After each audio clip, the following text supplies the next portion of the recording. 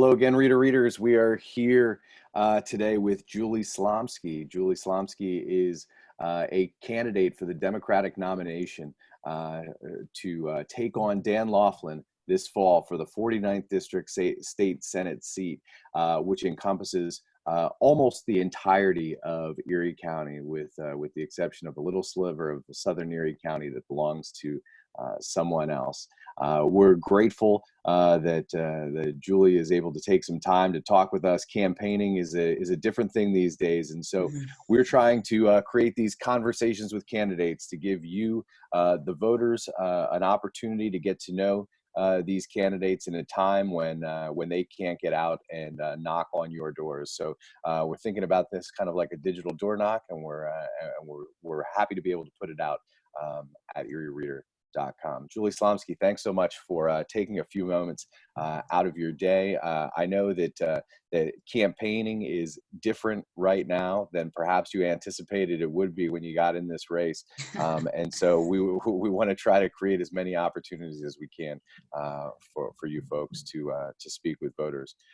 So let's just start right there, and you know, you spend a lot of time, and I know that you thought about this race and this office for a long time, and talk about how things have changed since we're now quarantined, and you are here now campaigning from an office instead of out on the streets. It's definitely different.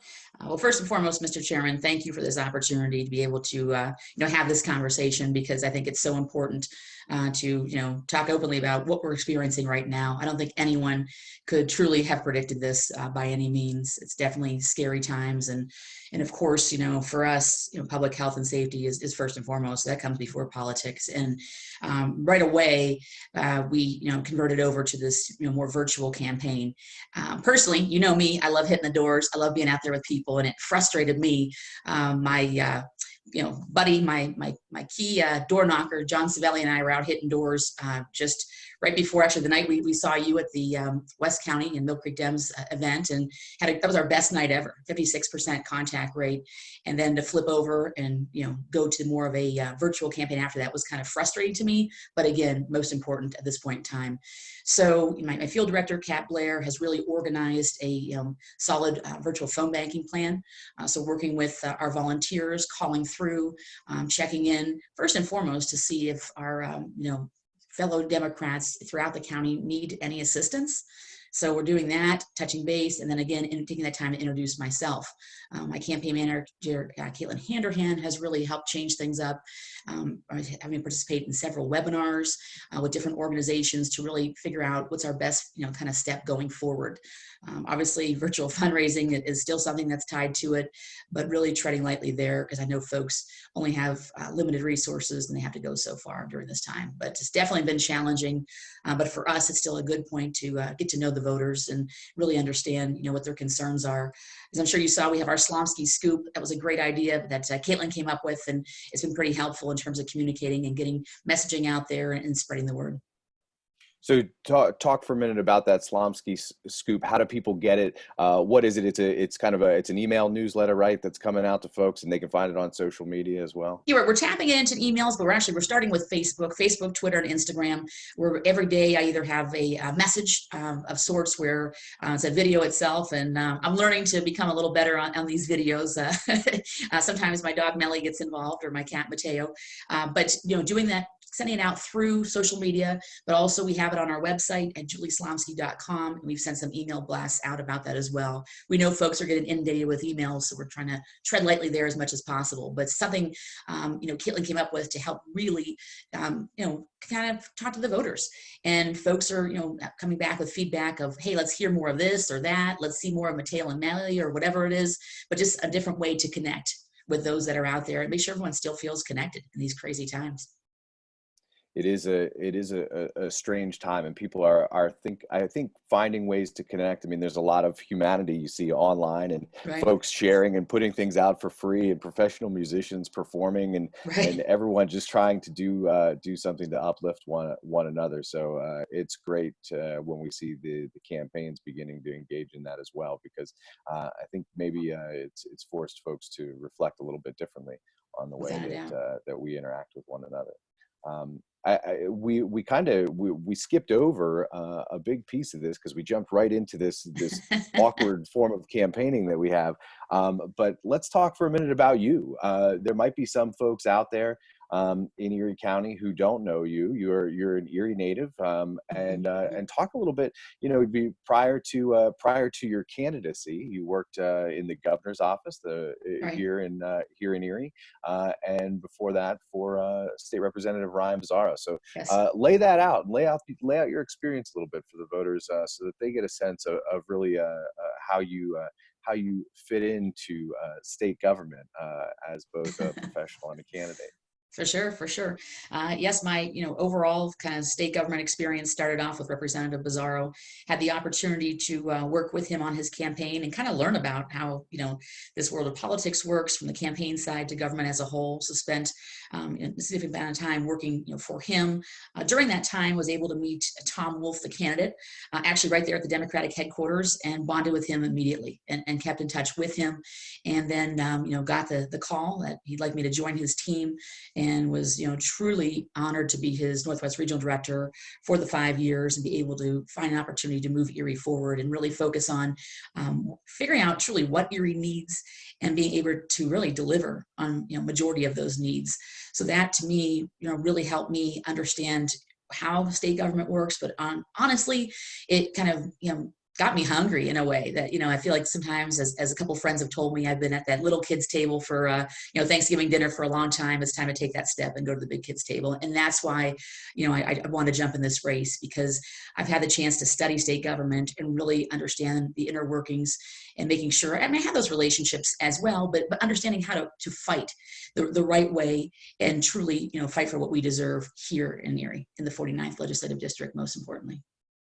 There was one or two accomplishments from your time in the governor's office that you'd really highlight as really something to hang your hat on. What would that be? I mean, I think first and foremost is, saving the Erie School District. I mean, that was definitely a team effort working with the local delegation, but really having the chance to kind of, take a step back and say, okay, what do we need and how do we get it there, and really work together to be able to do that was huge. And I mean, it would have been devastating the community to shut it down, I mean, on the course that they were heading. So that to me was first and foremost. Saving the Erie School District really was key. And again, as we all know, education is most important, and helping our young leaders, giving them the tools they need. I think that first and foremost. I mean, also, I mean, just all this economic investment in terms of the development side, whether it's the Bayfront Connector project to working with just different projects all throughout the community, I think was key. With the Erie port as well, helping them with what they have going on. But there's just so many projects that I hate to narrow one down as my favorite, but there's just it was so exciting to be part of, helping turn organizations around and giving them these opportunities, bringing these dollars back to Erie. So I probably have a list of 10 favorites, to be honest with you. And I don't want to take up all your time doing that, but just so many of them, between the Bayfront Connector project, like I said, and the port. Those are two that, are up there. But, if I have to narrow down, though, I think definitely one is the most importantly, the UPMC Park, and having that opportunity to keep the Seawolves here, and just that overall sense of importance. That the overall community sense is one thing that we got in terms of feedback from all kinds of folks. That they that's their entertainment. Their grandkids come in from out of town. That's where they take them. For buck night and enjoy themselves. It's affordable family fun, and most importantly, still bringing those dollars back to the region. So if I had to narrow it down, I would definitely say it's UPMC Park is one of the top, and of course saving the Erie School District first and foremost. Those are great accomplishments indeed. Certainly, there's probably nothing more important than the public schools. And in terms of leisure time, people need an opportunity to blow off some steam, and a Seawolves game on a nice summer night is always a great way to do that. Let me walk you into some uncharted territory with a hypothetical here, Oh boy. kind of rooted in what some of those successes were. But let's say that you are the next senator from Erie County representing the 49th senatorial district, and you get down to Harrisburg, and your old friend the governor walks in and says, "Julie, listen, we've got unlimited resources for you for one project in Erie. Tell us what it needs to be." Oof. What's that project going to look like? Well, yes, whew, that's a tough one. I mean, God willing, I have that opportunity, first and foremost. But I'm going to have to go with continuing on with my pride and joy. Education. It is finding a way to fund education and increase. I mean, yes, we help the Erie School District, but that's far from over. There's other school districts here in the region that are suffering as well. And I think one thing that I've focused on is education is the foundation of opportunity, and I think we need to continue reinvesting in education. The Fair Funding Act is, the Fair Funding Formula, excuse me, is very helpful. But again, we need to make sure that we also do more as well. So I think it's reinvesting in education right here in the 49th. And I would say that will be the top, because again, it's molding our young leaders and really helping us move forward. But we still have a lot of struggles, and I think that's first and foremost. And I know those dollars can go a long way here, and I think that's what people need to keep in mind through the different programs that are available, through our current, systems that we have in place with the different school districts throughout the region. But I would do that. I'd reinvest in education. I think K through 12 is so important. Julie, if the reader crowd here wants to know a little bit more about you or your ideas, or maybe even make that contribution to Julie Slomski for State Senate, how do they find you? Where do they go? And what's Perfect. their next step? Perfect. Way with julieslomski.com, of course, is our website. And I think everybody has the last name down pat by now, but if not, it's Slomski. So julieslomski.com. What do we have on Twitter is at Julie Slomski, Facebook, Julie Slomski PA. And then everything is pretty much all set there. So I really would appreciate that if folks want to reach out. Myself, my team are available for any questions, any concerns, and I'm happy to help out. And as I started saying earlier on in the conversation, when we're making these calls, touching base to see how people are doing, we've heard some folks say they need some resources, whether it's some basic supplies or what have you, and we're happy to connect you with those resources. Different questions on using my former hat in terms of how state government works, we're happy to do that as well. So feel free to reach out to us, and we're happy to connect you any way we can. Ladies and gentlemen, that's Julie Slomski for State Senate here in the 49th Senatorial District. And she will be on the Democratic ballot this primary, whether it is held in April or June. It looks like it's probably going to be June at the end of the day. But we're encouraging everybody to think about that mail-in ballot option that they now have, thanks to Act 77, which was passed last year. That means that you can get a ballot delivered to your house. All you need to do is fill out the mail-in ballot application at votespa.com, VOTESPA.com, and just click on the mail-in ballot application button in the header. It's very simple. If you want the mail-in ballot, you click no to the first couple options and hit continue. If you want the traditional absentee ballot, you just answer the questions as necessary. Again, that's votespa.com for that mail-in ballot.